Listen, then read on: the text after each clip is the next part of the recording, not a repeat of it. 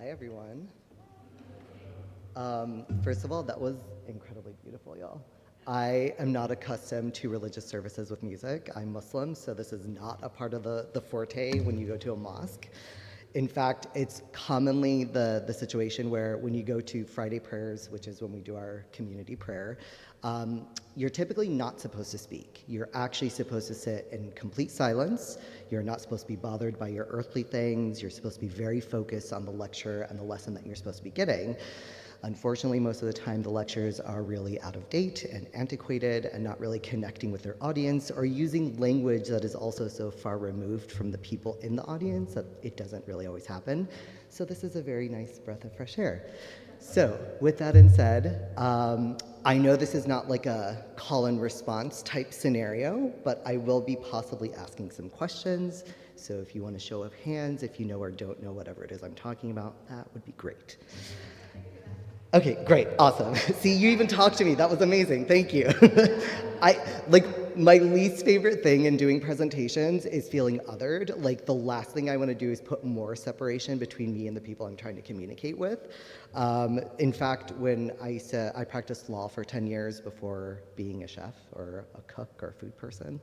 And the first thing that I would do, and it's actually very relevant to today's topic, is when I would meet with a client for the first time, it wasn't about trying to get solicit information about their case. Just for context, I worked with domestic violence and human trafficking survivors, and it was in the immigration context specifically. So I had a coffee table set up in my little office, and I would sit with them, and the first meeting was just a coffee session. Like, I would brew some tea or coffee, I would make them some finger sandwiches, and it became a conversation around food and culture and community, as opposed to, what are the horrible things that you've experienced? Now let me re-traumatize you by retelling them a million times, right? So, my name is Fadi. I am your food program director. That is what I do here. I cook, I love it. I love building community through food.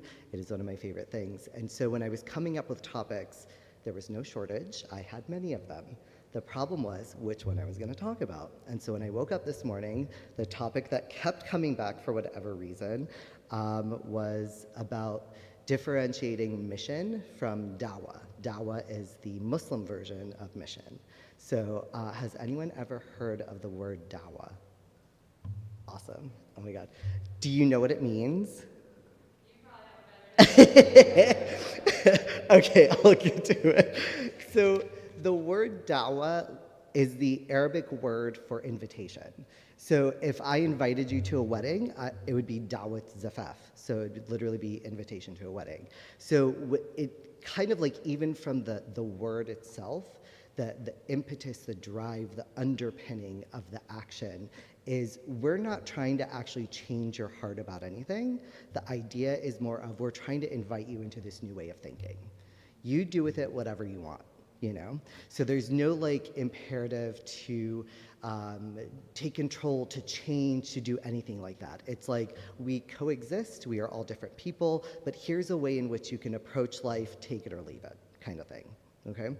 So that, to me, like, I was thinking about how the word mission just made me so uncomfortable. So I was like, okay, we're gonna sit with that. We're gonna talk about why mission makes you so uncomfortable, because we're ministering, like, I basically am doing dawah and missionary work through my food. Like, whether I'm intentionally doing it or not, I'm doing it. So like, what is it about this particular thing that makes me super uncomfortable? And it's more of just like the underpinning and the ethos behind it, right? So I thought this was very interesting, and like, there are many similarities, I should say. So like, let me just start by talking about that. So the purposes, the emphasis on teaching, the fact that there are people and institutions that are involved in this, there's an ethical and morality focus as well, and this is common amongst both. I mean, we're Abrahamic faiths, we have a lot of the same drives and the same ideals, but the big difference is the driving factor. So I thought it was really interesting that the target audience for both, and obviously, like, this is not a my religion is better than yours kind of thing. It's more of just like, I really love to kind of explore the different ways in which people approach things. Commonly, I actually use this example with Muslims, especially I'm a queer person, so they are often very uncomfortable with the fact that I'm queer and Muslim.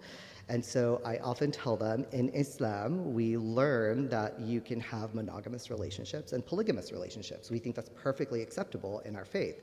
So if we already can conceptualize different ways to structure families, then why can't you conceptualize another way to structure family? Anyway, so it's kind of the same thing, where it's like, this has maybe worked, but here's an alternative, here's a possibility. So I thought it was interesting that Muslims target both Muslims and non-Muslims, whereas the non-Muslims, it's obvious, you're trying to share your faith. And with Muslims, it isn't, the slight distinction is apparently in Christianity mission, they focus on people who have like waning faith. So like they want to bring people back into the faith and reignite them and resupport them. And in Islam, it's more of just like, it doesn't really matter where you are on the spectrum, like we're interested in like keeping you in the folds. So, how does this work when it comes to food? So a lot of what I do isn't really, sorry, yeah, this is this is not commonly how I do this.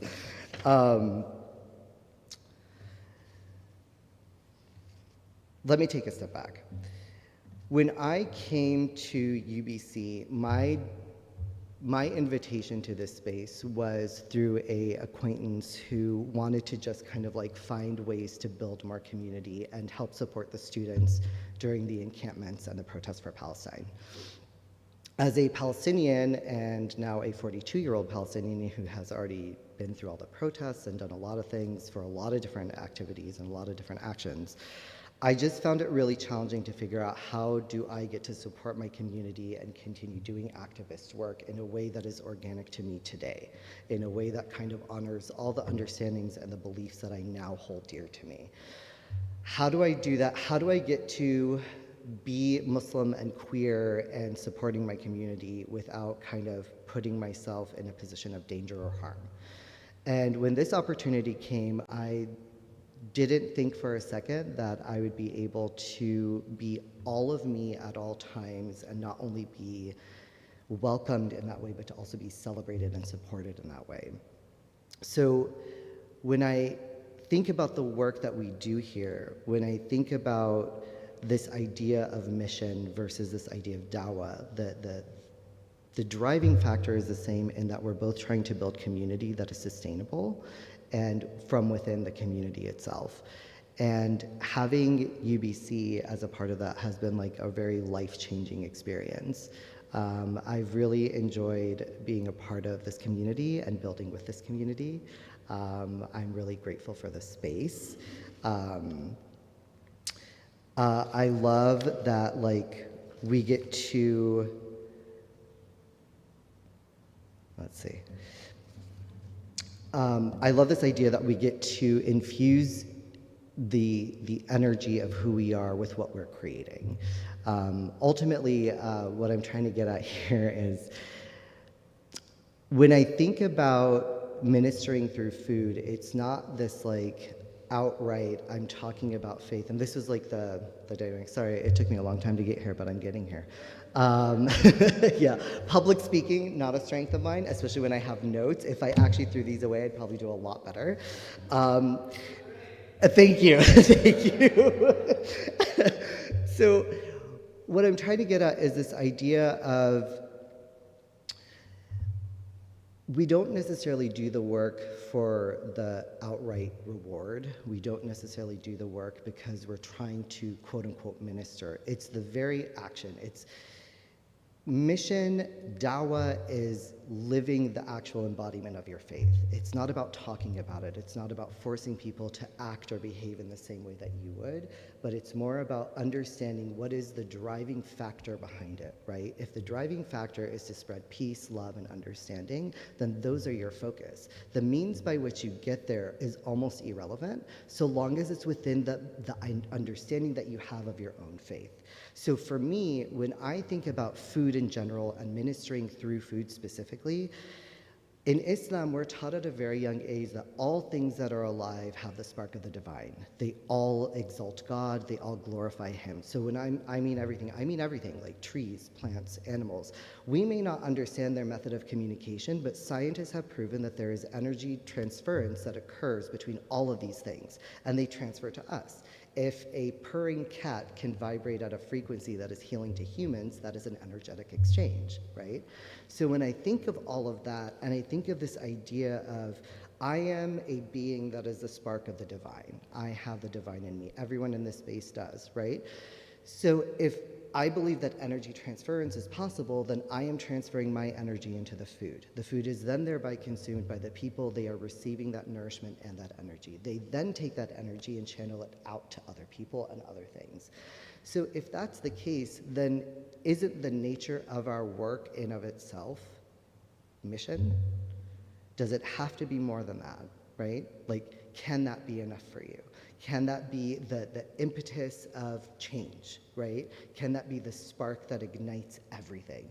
Because with food, the beauty of food is that it is ubiquitous. We all need it to survive, and literally everything alive, from the tiniest microbe to the biggest organism, needs something to consume to sustain itself. The big difference with us as humans is we have the ability to enjoy, we have the ability to share, we have the ability to create common ground, and it allows us, strangely enough, when you sit at a table and things are complicated, things get a lot less complicated when you're hungry and there is food present. You get a lot nicer. My mom used to say hunger is the best sauce, and that is true. Like, when you're hungry, you will eat whatever is put in front of you, and you'll be really nice to the person who's feeding you for the most part, you know? So I have found it to be like a really great way to intentionally disarm people, because at the end of the day, we're all really just trying to meet basic needs and be free from harm so that we can actually explore our lives and be the fullest version of ourselves. So when you heed your call, as I have done, again, I was a lawyer for 10 years. I did not enjoy a single day of legal practice, but I did do a lot of really good work. So like, this is the kind of internal dialogue that starts to occur, is like, well, God wants me in this position because I have all these privileges, I was able to achieve all these things, I'm a first-generation college student in my family, I'm able to help all these people who look like my family members, and that was kind of the whole point.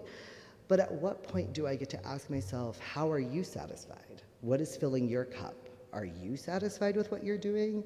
And the answer was almost unequivocally no. So then the question became, well, every time I would do that, I would go to food. Food was always the thing that I would go back to heal myself and to share that with other people. And I started to also notice that the quality of food that I was making significantly improved the better I felt, which, by the way, again, was a lesson from Mom. The first thing she would ask me is, how do you feel? And if I didn't feel right, she wouldn't let me touch the food.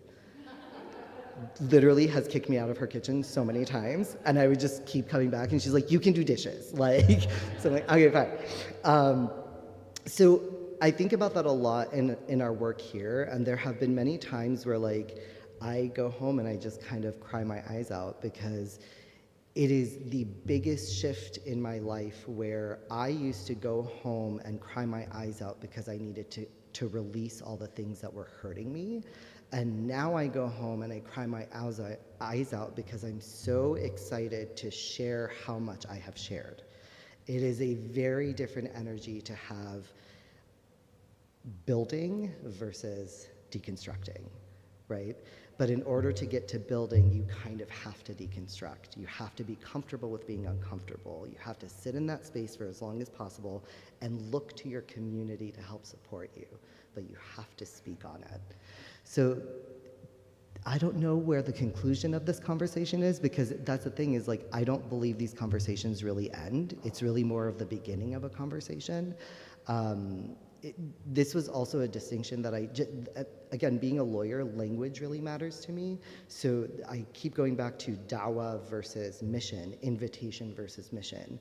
An invitation is like open-ended, it's inviting, you can take it or leave it. With mission, it just feels driven in a different way, and one feels a little more open-ended than the other, right? Because I feel like with mission, to me, the idea would be once a mission is achieved, that's actually where the work starts. It's not where it stops, right? And so my hope is that mission, dawah, whatever approach you take, that you look at internally, focus internally, see who you are, what you want to explore, who you want to be in the world, and how you make that possible. And truly do that with your community, because without your community, it's kind of, there's this proverb that I'm actually going to leave you with. I don't know if any of you have heard of this before, but it says, if you want to go far, if you want to go fast, go alone. If you want to go far, go together. And that's what I'm going to leave you with. So thank you for your time and for my rambling. And hopefully we'll get to do this again, and it'll be more concise and more focused, I promise.